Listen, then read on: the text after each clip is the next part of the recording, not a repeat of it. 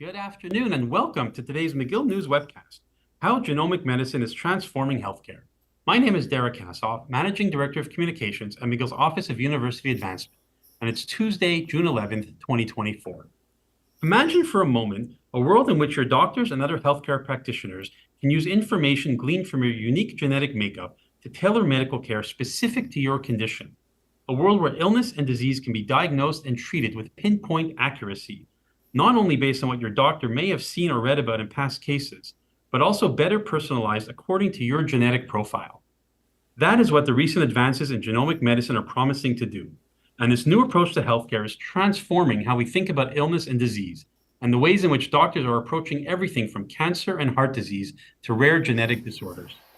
And no surprise, McGill University, which has long been a pioneer in medical breakthroughs, is at the forefront of this revolution, with dozens of scientists, doctors, and bioethicists playing a leading role in shaping what the next century of medicine might look like, while navigating the host of ethical dilemmas that are arising along the way. Joining me today on this webcast, in partnership with McGill's Victor Phillip Dahdaleh Institute of Genomic Medicine, are three of those pioneers. So let me introduce them. Dr. Thomas Duchaine is a professor and chair of McGill's Department of Biochemistry, founding director of the McGill Center for RNA Sciences, and former associate director of the Rosalind and Morris Goodman Cancer Institute. Yann Joly is a James McGill professor in the Department of Human Genetics, director of the McGill Center of Genomics and Policy, and a member of the Victor Phillip Dahdaleh Institute of Genomic Medicine. And Raquel Cuellar Martin is an assistant professor in the Department of Human Genetics and a member of the Canada Excellence Research Chair in Genomic Medicine, as well as a member of the Victor Phillip Dahdaleh Institute of Genomic Medicine. I'm thrilled to be surrounded by this esteemed set of panelists and can't wait to jump into this conversation. But first, a note that if you're watching us live and have questions for our panel, you can send them to us by email at aoc@mcgill.ca, and I'll do my best to address them to our guest. So welcome, everyone, and let's jump into this.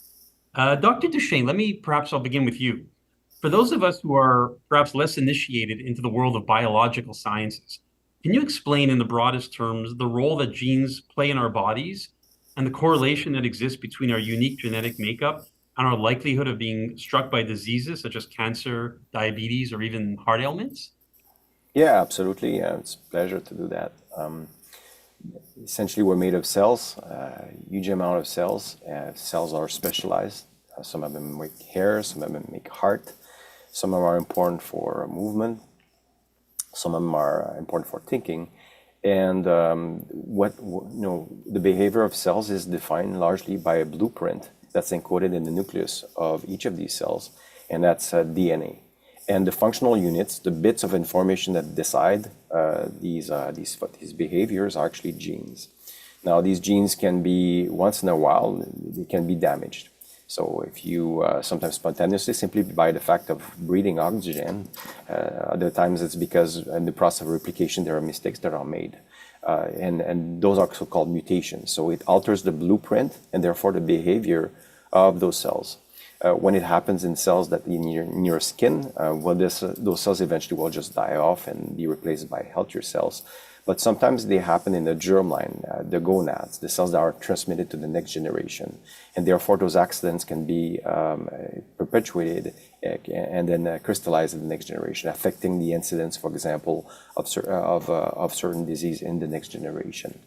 Now, for diseases like cancer, for example, there's another process that is well known. It's called oncogenic cooperativity of mutations, where the mutations add up. Not only do they add up, but they actually favor the incidence of the next mistake.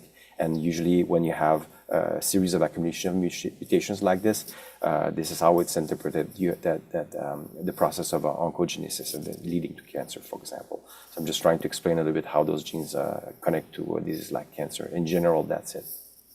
Wow. This reminds me a bit of my grade 9 biology class, although I don't think we got into anything around genetics. But let's come back. We'll definitely come back to a lot of this, the science behind a lot of this during our conversation. Let me maybe turn to Professor Cuellar Martin for the next question. Welcome to the panel. So I understand your PhD work in genomic medicine at the University of Oxford centered around the regulation of tumor suppression, which sounds like an important element in understanding how genomics can help in the fight against cancer. Can you talk a little more precisely about the role that genomics plays in cancer treatment and prevention? Yes, well, thank you. Thank you so much for having me. Yes, as you were saying, like my PhD work was at this interplay between tumor suppression, but also the maintenance of what we call genomic stability, which is like the integrity of our genes. And this in prevention of specifically of cancer, it's very important because now we have much more knowledge on the inheritance of cancer predisposition.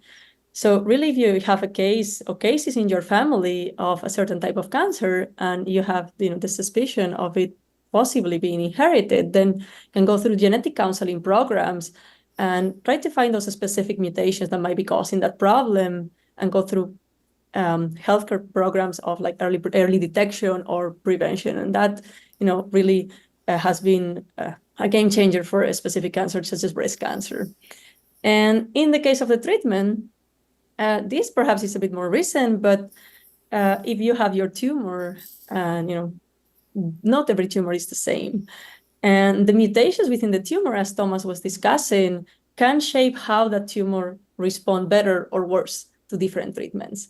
So in my field that I work on, if you happen to have a mutation on a gene that causes a problem on the maintenance of your genomic stability, you are eligible for a specific type of very targeted therapy that will affect that, will have less side effects, and will potentially give you a better outcome. So that coming to tell how the better we know the genome of the tumor, the better we can tailor the therapy to target it with less side effects and more chances of getting remission of the tumor.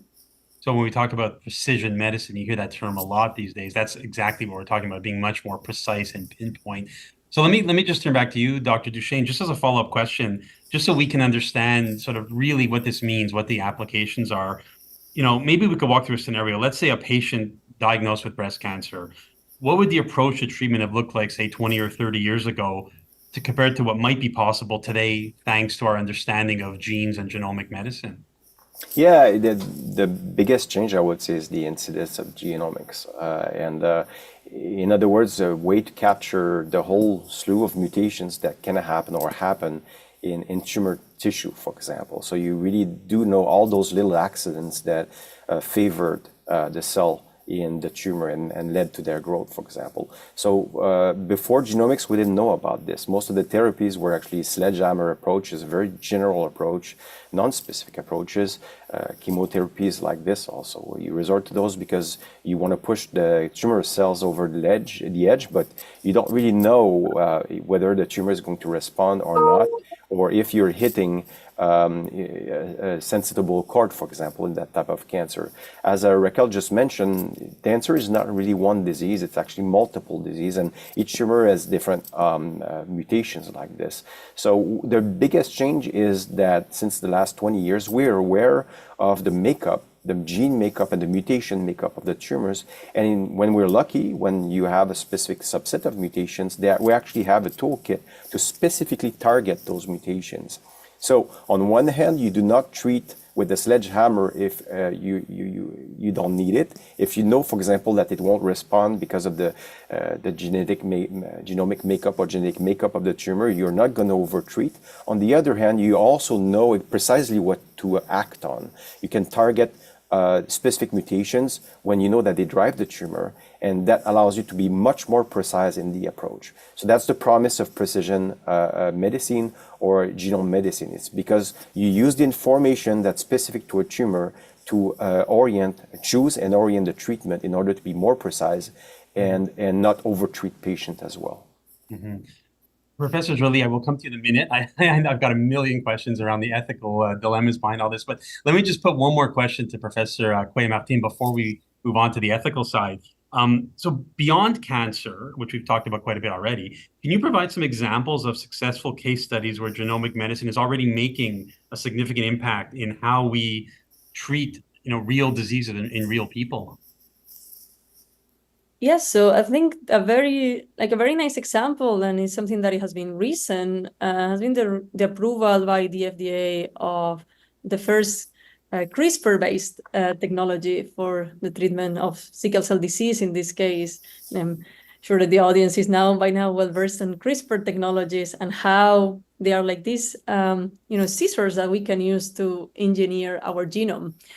And this particular thing's been groundbreaking because it's the first ever therapy that is going to reach the clinic using these genetic scissors. And it was our knowledge of the disease and the disease etiology that allowed us to very specifically use those scissors to target a region in the patient cells, the patients that are carrying that disease.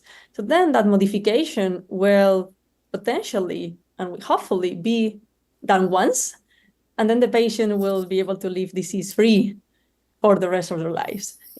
We can be cautious here because the clinical trials are only run for that long, but patients that were treated with this drug had been for years now, not depending on transfusion or not depending on constant clinical care. Right, and potentially no longer carry that gene down through generations as well. No. That's a whole other thing, and that's probably Professor Joly can tell you better. No, this is all somatic correction, never germline correction. And this is a very important point. All these treatments are somatic corrections, and there is a very tight control on whether that correction goes to the germline or not.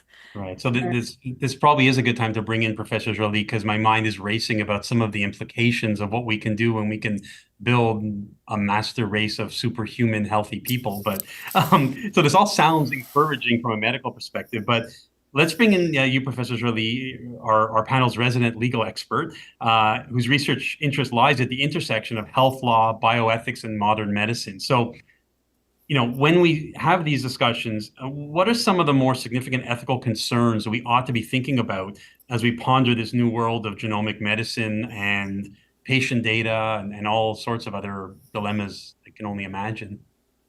Sure. So Derek, I would say most of the time, genomic medicine doesn't necessarily create completely new and science fiction sort of oriented ethical challenge like what we were mentioning before. Most of the time, what it does is force us to revisit some fundamental question in bioethics and in health law. And I'll give you a few examples to illustrate what I'm saying. So one example is, of course, that genomic medicine is a data science. And genomic data is very rich in information. If you have the genomic sequence of an individual, you can know about their predisposition to different types of disease. It's also a very uniquely identifying piece of information that can be used in forensic investigation, for example. So it's an information that must be protected.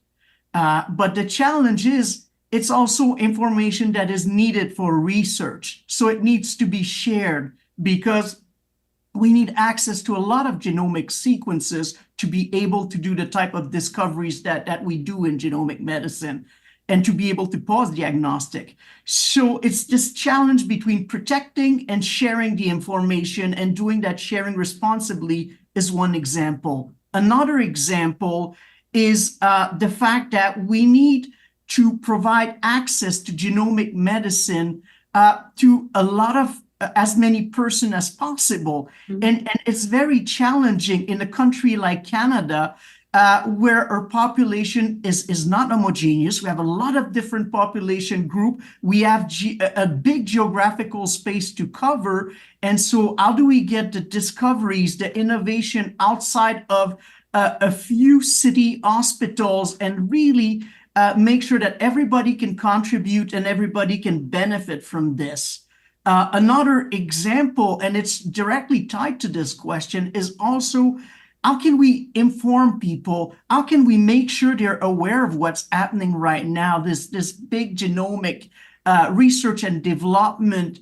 I would say we sometimes talk about a revolution, which is a bit of a strong term, but it's a very dynamic space in healthcare. How can we communicate this dynamic sense to the population, make them enthusiastic about what's currently happening so that they're not worried about the new type of healthcare that is going to come from this, but actually know how to best use this to perfect their healthcare, to improve their healthcare, and so that it can truly benefit them. And last one is the question of regulatory approval and clinical trials. Clinical trials are not working really well to develop new drugs. And they're especially not really working well with necessarily genomic medicine. We were talking about tailoring treatments to different subgroup of patients. And so what happens is that we have these small numbers, small groups of patients and subgroups, and that's not really well for clinical trial. Clinical trial function with large numbers, and they take many years, and they're expensive. Can we rethink the model for genomic medicine and have a model that is secure for everybody so that the drugs that are approved at the end of the day are safe and secure, but something much more functional? Think of the pandemic and the 1 year vaccine development with the mRNA. That was amazing, the speed at which we could arrive at that vaccine. So that's a big one for us to rethink the clinical trials. Right. So I want to come back and revisit some of those issues that you brought up, especially around privacy and accessibility. Let me just turn quickly back to either Dr. Duchaine or Professor Cuellar-Martin. When you hear someone like Professor Joly and those concerns that come up, and I know that Professor Joly, you and your team are essentially embedded into the work that's happening at McGill. How does the scientific community approach or embrace or not embrace the kind of thinking that people like Professor Joly are bringing? How does that inform the kind of work and research you're doing? I can jump in if that's okay, Raquel. I guess from the standpoint of a researcher working with genomics since the inception and the potential for RNA therapeutics, for example, it forces us really to think about the implications of our discoveries, not in a manner that we want to pull the brakes on, but really be careful about the implications and think a little bit much further down about the potential impact that it can have. Some of these discoveries are disruptive. They can be dramatically impactful for even what we can consider a drug. So beyond the treatment types and the economics of it is the acceptability of the public. And when you end up with some of those potential therapies of precision medicines affecting your life or your child's life or your mother's life, you want to know what's in there, and there needs to be taken upstream work in terms of education, ultimately transparency in how these new therapies are being implemented, and some informed agreement of the nature of the treatment. So I would say thinking upstream about the implication, and second, it forces us to partner with people like Yann here, and where the actual ethics are being developed in parallel. To do it right, you shouldn't just jump in, disrupt everything, and patch things up. You really need to develop the ethical aspect in parallel and think hard about the implications for people who ultimately will benefit from those technologies. Mm-hmm. Professor Martin, I'm curious to get your take on it. I mean, the way this has been described, I mean, you have a scenario where like a young child could be genetically tested for something like, say, epilepsy, and in the process, what happens if it turns out that this child is at an increased likelihood of developing ovarian cancer, let's say, later in their life? I mean, what is a medical practitioner? What is a bioethicist? What do we do in a case like that? I mean, you're not going to propose a treatment to the parents of a 3-year-old of something that may occur down the road, or maybe you should. Like, where is the responsibility of the medicine in this case? Well, I'm not sure I'm the best equipped to. I'm not a clinician, but I perhaps can speak from the sense of somebody that does some characterization of genetic variation for cancer predisposition. In this case, well, I think the reporting back to the patient is something to really the realm of Professor Joly. That's very carefully thought of. Usually, we tend to err on the side of caution. For instance, imagine it's not specifically your case, but imagine that you find in one of those patients a a variation, a mutation that you don't know is in a gene that is important for ovarian cancer predisposition, but you don't really know if that specific mutation is causing a problem or not. Well, you don't. The consensus now is that you don't report anything to the patient because it's unknown, it's considered of unknown significance. So you don't report back. Although, maybe farther down the line with more functional work, with more patient data, you could actually tell, oh, this could have been potentially damaging or fully benign and there is nothing to worry about. But that is a realm that I think is far away from my expertise here. Right. Okay, now I can appreciate that. Professor Joly, you mentioned earlier sort of regulatory bodies, regulations. Are governments beginning to think about these issues and starting to regulate how we develop genomic-based medicines and treatments? Yes, I would say that there are some regulations, but mostly the government is going to step in, when there is a risk. And so a lot of the government's work is to prescribe. We talked about, for example, the fact that we did not want to have people intervene in the germline cells of individual because of the risk for future generations. So that is prohibited by law in Canada. Genetic discrimination is also prohibited by law in Canada. So these are examples of the government intervention. At the provincial level, just as healthcare is regulated at the provincial level, the government is also going to make a decision, but they're very often going to be done through policies, recommendations, rather than actual law. And then there'll be decisions such as, which medical center are responsible, for example, to pass the genetic test for different types of population.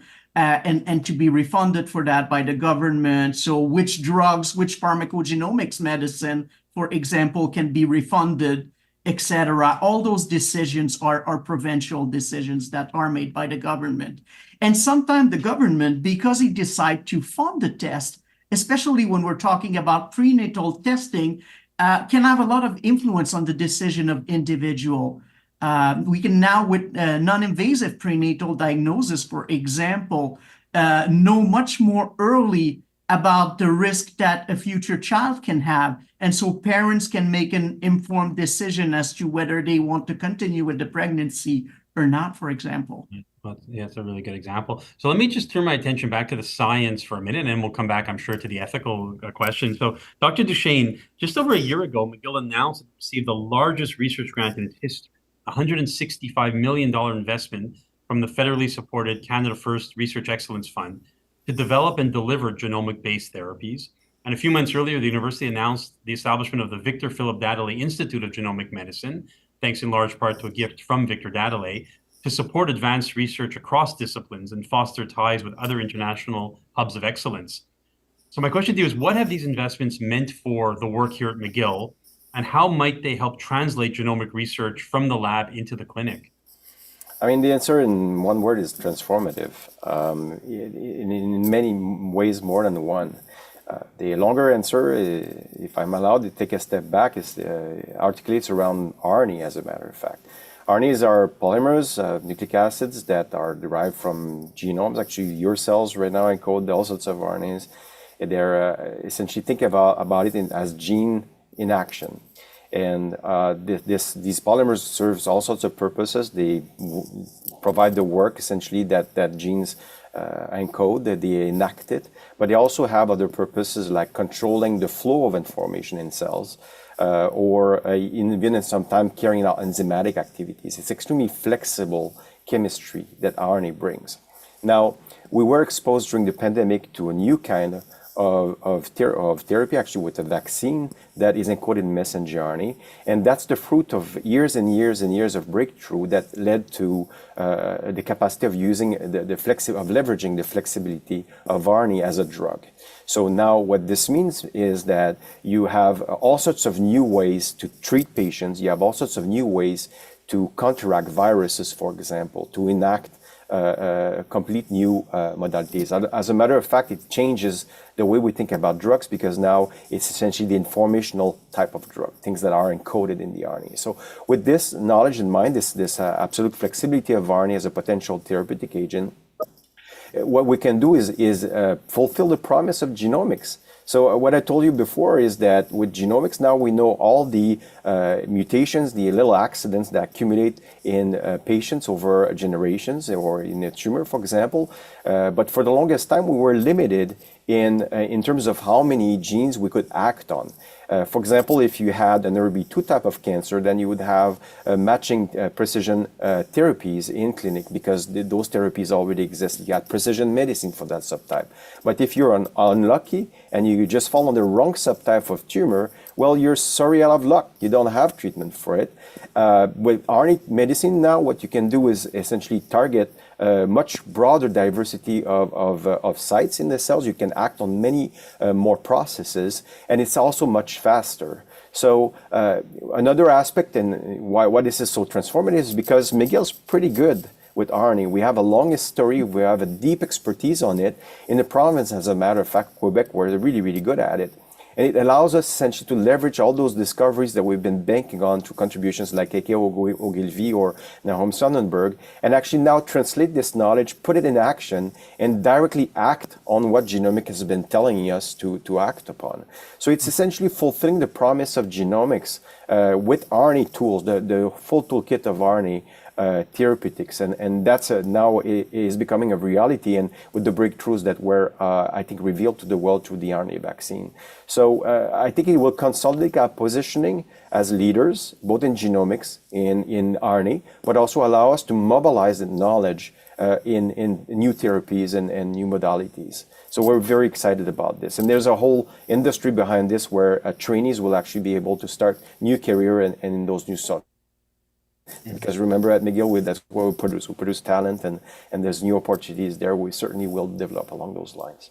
Wow, sounds great. So let me maybe put a follow-up question to you, Professor Quay-Martin. I mean, I guess part of my question is like, what attracted you as a young researcher to come to McGill, and how do you benefit from these sorts of investments and international collaborations, and how is all of that sort of reshaping or shaping your career and sort of the field of genomic medicine? Well, I have to say that I arrived before that large initiative, but I feel like that this is a great place to be. It was a great place to be before, and it's an even better place to be now. One thing that drew me to Canada and to McGill, I think, is the extraordinary collaborations that are here, like the collaborative nature of the Canadian science. I think it's what is going to enable this kind of transformative research that Thomas was discussing. And within the context of this initiative, what we call the D2R initiative, DNA to RNA therapeutics, I believe that there's going to be many, many more opportunities for academics to intersect with the private sector and with industry. And with that, I would like to draw perhaps attention to, we have discussed a lot about cancer, but also there is a big axis here working on rare disorders.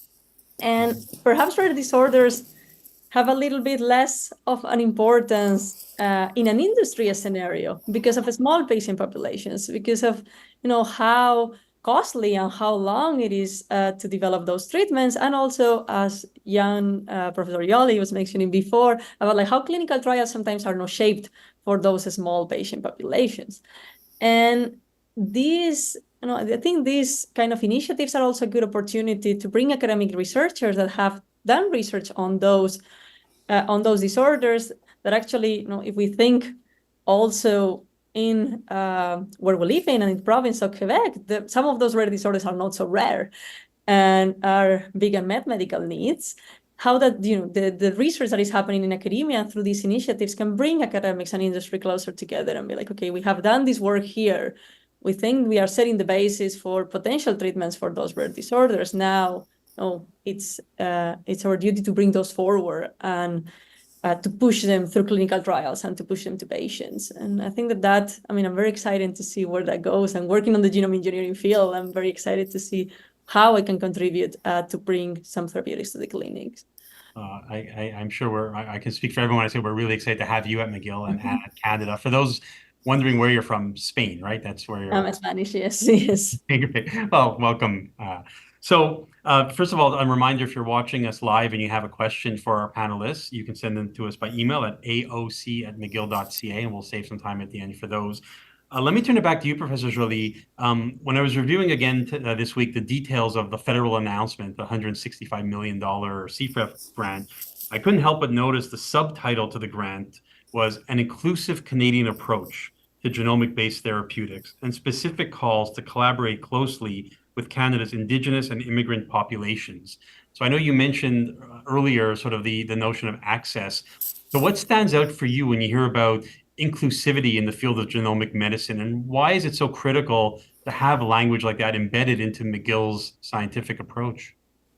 I think inclusivity is important both from the standpoint of good science and also from a standpoint of equity and justice. So from a scientific standpoint, we know that even though we share a lot of our genomes with each other, there are small interpersonal differences that we have between each other's genome. And sometimes we share some of those differences with members of our families and with small population group that we're coming from, our ancestry. And so from a scientific standpoint, what we want is to have information on all that diversity that exists within the population, so that when we develop treatments, we just don't develop a single blockbuster treatment that might work for a large number of people, but will not work on other subgroups. We want to be able to develop different types of medicine that will be adapted to different types of population. And in order to do that, we have to have access to all that data on these different groups. So we need to find a way to include them. And from a justice and equity perspective, we know that some population, be they and from indigenous population, racialized minorities, have been marginalized, stigmatized by the healthcare system in the past. And we know that there's been a loss of trust because of that. So we need also to make inclusion a principle, something that we work on systematically in our research, finding a way to reach out to these groups, seeing what went wrong and fixing it, and making sure that they regain confidence in our research in genomic and the care that we can then provide them in order to make them part of this enterprise. Because it really is a participatory endeavor. We depend on their data in order to innovate. And it's only going to be possible if we're all working together on this. So I think that's why inclusion is so important. And I'm really happy McGill bought into that from the beginning, from the onset of the D2R program. Mm-hmm. That's very encouraging to hear. So taking a step back, maybe I'll turn to you, Dr. Duchaine. When we think about sort of gene therapy in general and how it impacts all populations, as we sit here in 2024, I mean, how readily available are these treatments for patients? And how far away are we from a point where the sort of genomic-based precision medicine that we've been talking about becomes essentially the new standard of disease prevention and treatment? It's a very important question. The simple answer is that it's moving forward. There's some beginnings of it, but it certainly is not in full-fledged in action. The potential is certainly forward. But it's something that I think we've seen. There are all sorts of reasons for this. Part of it is just safety. Being careful is certainly important when you actually enact completely new modalities for therapeutics, but some of them are just systematic issues or structural issues in how we develop those new therapies. There's also in the systemic part of the answer, there's also the things as simple as where you are, right? So for example, if you are close to a university hospital like the MUHC, you have access to the direct pipeline from discovery all the way to implementation to the clinic. The tumor boards, for example, at MUHC, certainly sees the latest publication from its own researchers, but also from the rest of the world, and the decision makers there about the precision therapies that will be enacted will certainly be easier than if you're somewhere far out, for example, in a remote region. And there's an aspect there of equity as well that we need to act upon. Accessibility to the latest technology is certainly an aspect about it. But besides this, in the overall field, accessibility to the RNA-based therapeutics, for example, is something that is moving slowly, largely for systemic reasons, but also for ethical reasons. But some of them are right in clinical trials right now. So, for example, I mentioned the nCoV-2 vaccine that was developed and implemented quite quickly, because we were all scared about this pandemic and we wanted to get back to work or whatever it is that we do. But ever since then, we've learned a lot from the implementation and how fast it was, and we also de-risked some of the new technologies by simply repurposing some of the tools that were used in that vaccine. I'm mentioning things, for example, for the aficionados, like the lipid nanoparticles, which is a little bubble of lipid that we use to deliver nucleic acids for therapies. For example, this was a huge breakthrough, and the fact that it was used planet-wide essentially de-risked many of the therapies that will use the same bubbles for new kinds of therapies that are based on RNA. So it's accelerating.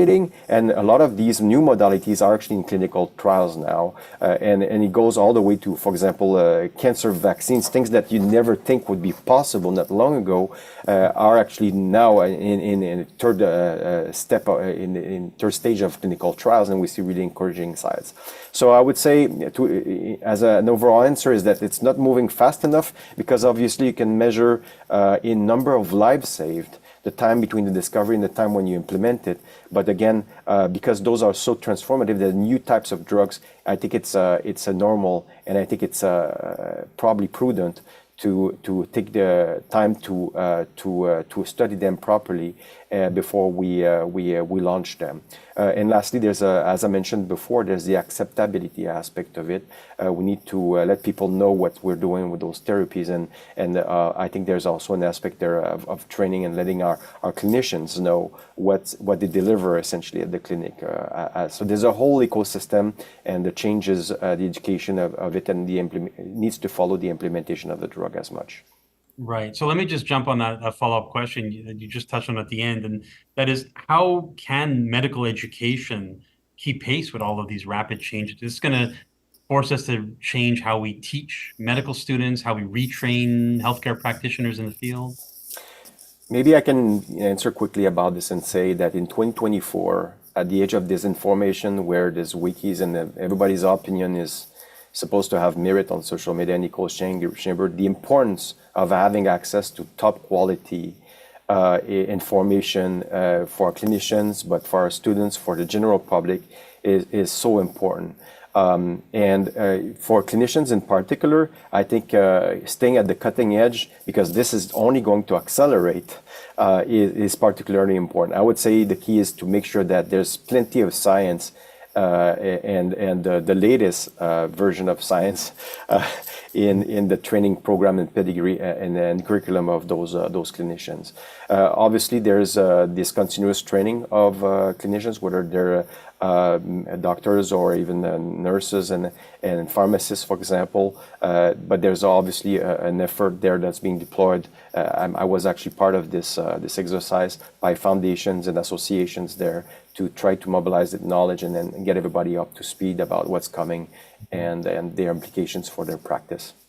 Great. So a couple more questions, and then I'll flip over to some of the alumni questions that are coming in. Again, if you have a question for us, you can email us at aoc@mcgill.ca.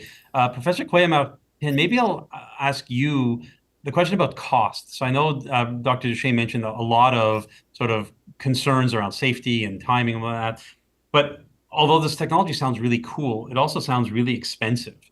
And is there a way to scale these technologies so that eventually, when they're ready to go to market, they're available to the vast majority of patients, and perhaps even in socialized medical systems like the ones we have here in Canada? Yes, I think it's a very good point, and I think Thomas and directly touched a little bit on that. So the more we know of more about the technologies, and the more we implement them, and I think the COVID vaccination effort gave us that opportunity, to see how these vaccines could be produced at larger scale, how these carrying methods, as these little bubbles, as he called them, could be produced at larger scale and used to efficiently deliver drug at larger scale.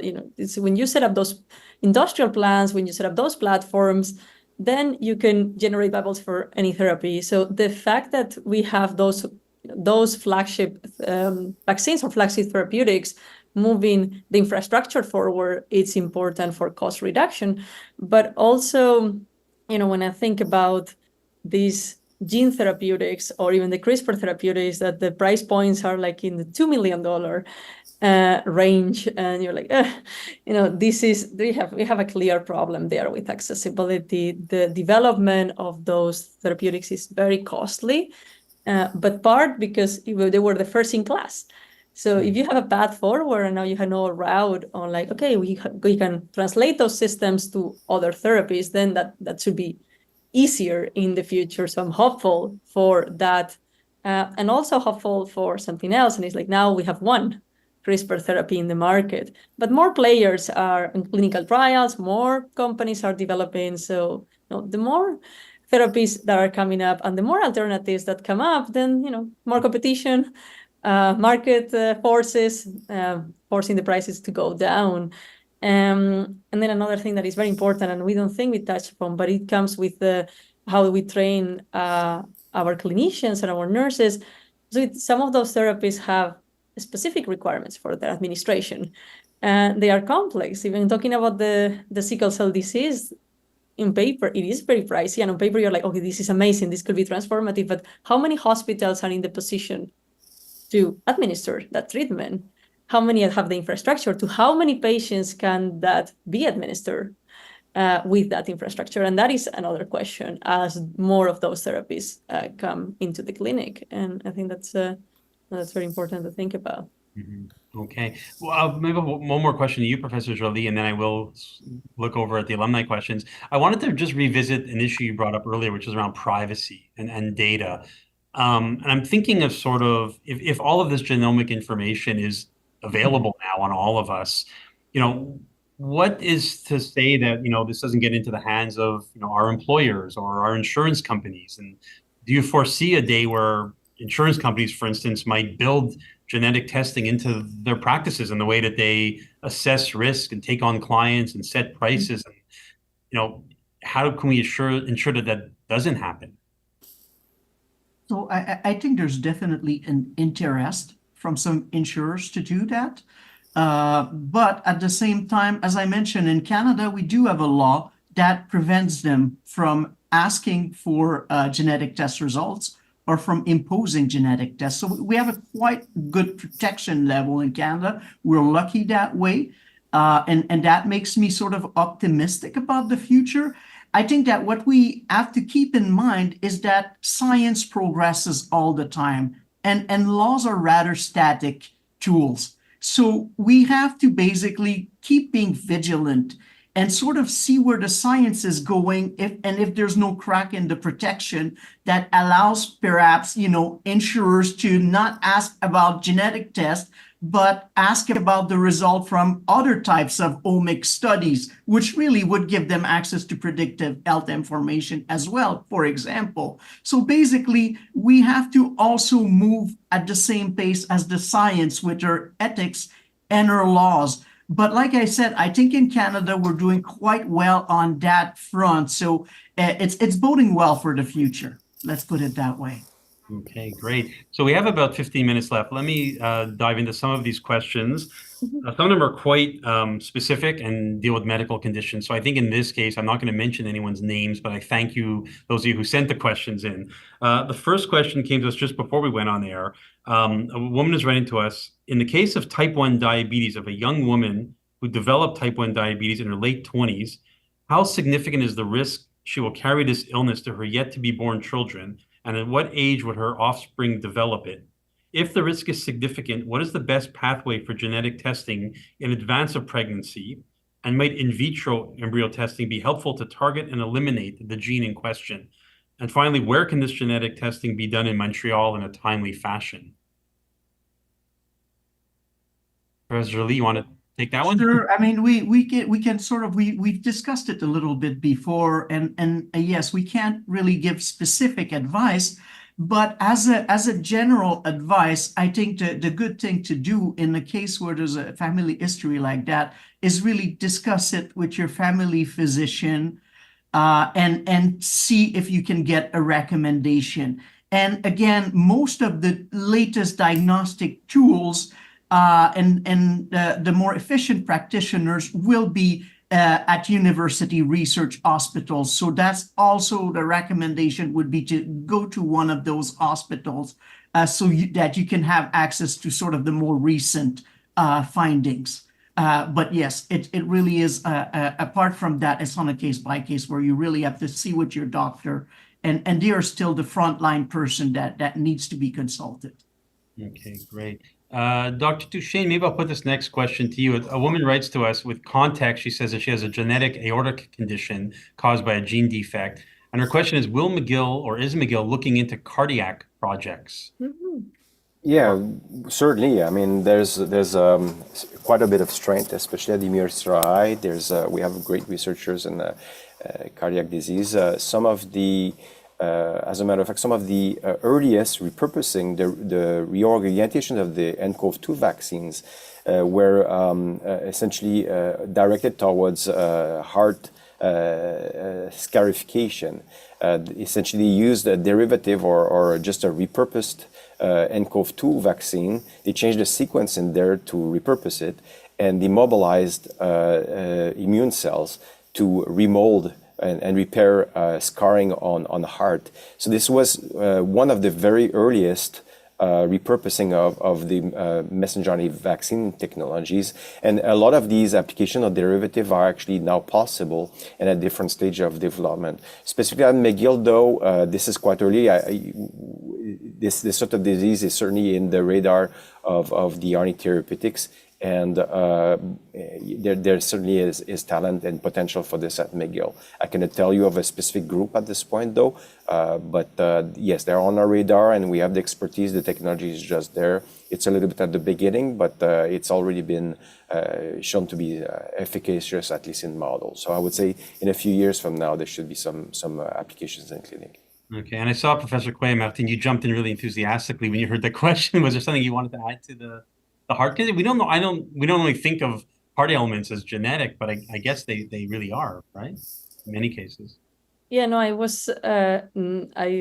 like that question because as researchers, and particularly in the clinical scenario, sometimes, it is complex to engage patients with research at many levels. And, I've encountered those situations where I find like family, oh, but we have this and it looks like, and I'm like, well, can you inform yourself? There are groups in your nearby university that are researching that condition, because many times from our cases we are missing patients to be able to make advances there. So when you see that patient engagement, or like, can I contribute to research? That's why I was like, I got me enthusiastic to see that, like, can we do something, or are there any groups researching on this? How can we contribute? And I think that's great. If the question, sorry, go ahead. Oh yeah, if the question related more to, if I understand well, the question was more leaning towards, can we repair a mutation that drives, to a heart disease, for example, because of genetic mutations. So this is, I would say, quite early in the process, but I would read a little bit more on the technologies that Raquel introduced, the CRISPR-based technologies of genome edition in that specific case. Great. So we got a few questions from Mima Spagnolo. I'll put it to you, Professor Cuellar-Martin, because her first question is asking if you could clarify what you meant by somatic correction. Okay. So you want to maybe jump in on that? Yeah, I think that's a good point, also based on the first question you were asking. When we talk about somatic correction, or maybe too niche of a term, I apologize to the audience, is when we perform a correction in cells that are not what we call germ cells, so not the sperm or the egg. So then these mutations that can be done, I don't know, if you have an eye disease, it will correct the mutation in our eye. If you have a liver disease, we will correct the mutation in our liver. But in no case that correction will be transmitted to the eggs, to the sperm, and then with the potential of going to the progeny. And I go back perhaps to the last part of the first question you asked, talking about perhaps in vitro testing and gene correction on the germline. That is not possible. It's a huge ethical consideration there. And also for the audience, a consensus on the research community that we are not there. So there has been cases, and maybe that has reached more the press about modification of babies. And that researcher ended up in jail, and the whole response of the community was like, no, this is not where we are. This is not where we are going. So somatic corrections, again, it's correcting on the adult organism and not in the cells that could result on our progenies. Okay, so the second question, well, she sent in a couple more questions. I'm going to try to sort of summarize it in one. Her second question was, how would you go about determining which conditions, medical conditions, can benefit from genomic therapies? Are these single gene conditions? And then she was wondering about genomic therapies for children, noticing that there are not a lot of clinical trials for children. Yes, no, I think, well, I'm answering that question if I'm allowed. Go ahead. And so in the sense of the genomic therapies for children, and particularly on gene therapeutics, there is a big push there because many diseases, particularly very deadly early onset disorders, needs to be targeted earlier in life. Like we are particularly working on a metabolic disease, and the lifespan is short. It is those disorders are usually rare, so perhaps not given the attention they deserve, and also very hard to study because the short lifespan also give us a very small patient population and very little resources to study on to track the disease progression. So that might be one of the reasons why those diseases are more complex. But also that there's been a significant effort now because with these gene therapeutics, you can intervene like that, and hopefully like the hope is that they are one and done and that you can correct that mutation early on. And of course, yes, answering the first question, is always easier when the genetic conditions, we know the cause. So we know it's a single gene, we know it's a specific mutation that makes it much easier for CRISPR therapeutics or things like to go and correct or to go and just touch that gene. That is easier than when you have complex disorders that also may have a very strong genetic component, such as like complex neuroinflammatory disorders. I would think of talk about rheumatoid arthritis or like lupus. Those are much more complex and harder perhaps to reach those genomic therapy approaches. Okay. So I think we have time for a couple more questions. I'll put the next one to you, Professor Joly. It comes from somebody who says he's a high school student from California who's interested in genomic medicine as well as the political aspects of it. I know we touched on this a little bit already, but he was wondering how might we be able to strategize, plan, and guarantee fair access to genomic medicine advancements in light of the potential disparities and discrepancies in healthcare accessibility and affordability? Yeah. That's a very complex question, and the solutions are complex as well. I would say, right now, one aspect that we're really working on is to make sure that when there is research that is being done with populations that are usually marginalized or don't usually stand to benefit from genomics, we have the concept of benefit sharing in ethics that is coming to be very important, which really asks of the researchers, okay, you would like to have these community participate in your research, but what can you provide to them that without unduly influencing them to participate will nevertheless, ensure that they stand to get some kind of a benefit at an individual and at a populational level from the research. So sometimes it could be contributing to capacity building, maybe contributing to training of professional in genetics. We're talking about how difficult sometimes that is, especially also in countries like Canada and the United States, which are a very large country. There really is big disparities between the big cities and the more rural area. So we have to be creative, think about solution that might involve online discussion with specialists from the big city. So let's be creative as well as we're thinking about this challenge, because it definitely is going to be a big block that's going to hit us at some point if we are not able to democratize these innovations and make them accessible to everybody in the country. Okay, and go ahead, Dr. Duchaine. Maybe I can add on this because it's an important element. Many of these therapies are actually RNA-based. So as I mentioned, it's a different kind of drug. That they really are information, bits of information encoded in the polymer and wrapped and delivered to do their job. And that's a fundamental change from the previous types of drugs, small molecules that are inhibitors or agonists or immunologicals, antibodies that are used to target specific determinants in a disease, for example. And those are extremely expensive to develop and they're really difficult to genericize. So essentially the market being driven by actually what determines the cost of those drugs is not really the production or a little bit the development, but mostly the market. So if now you switch to a mode of therapy or drug where it's actually just information, you just change the sequence and you have a new drug, then by all means, really it shouldn't be too difficult to develop those, to replicate those. So I'm not saying that we should skip the funding or the cost of those drugs just to prevent to favor generics and cut short the development. But what I'm saying is that it's quite disruptive in the economical sense. Those modalities are going to change the whole ecosystem with regards to cost for and in economics. So the hope, and by all means, I think logically it should by I want to say for sure, but it's difficult to anticipate. But logically, the price should go down and the accessibility should increase. That's the bet that we're making with those new therapies, simply because it's a new kind of drug and it's not so difficult actually to repurpose them and encode a new type of target in those. So the very nature of those RNA therapeutics should drive down the cost of those genome medicine.